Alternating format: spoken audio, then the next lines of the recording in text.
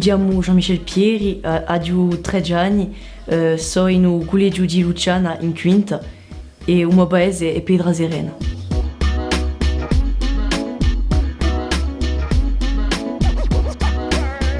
La Corsica per me è un'isola assai bella, in dove ci vuole fare la corsa, perché ci vuole fare la corsa perché è importante di salvare la lingua, parlare con persone di un paese, cantare.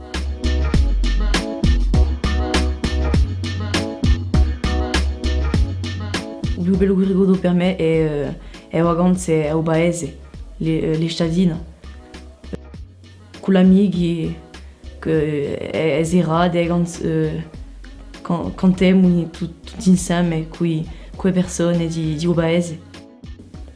È importante di passare belli momenti.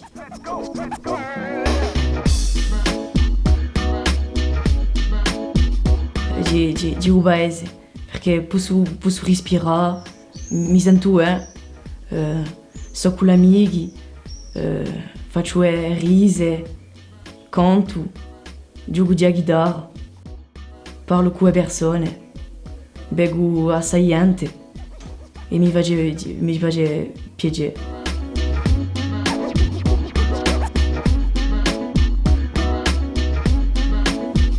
La personalità che è una referenza per me è Cece Brugnini, perché mi ha dato la passione di chitarra e di canto. È importante perché al paese, quando mi sento male, gioco di chitarra, mi face piacere, mi sento meglio. È importante.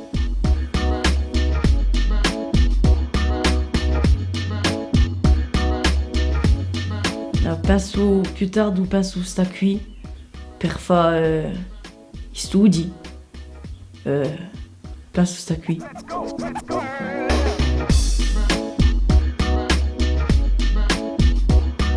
Più tardi bevo a gente e idee di parlare di più corso, perché è una lingua che si perde oggi. Ed è importante di salvarla.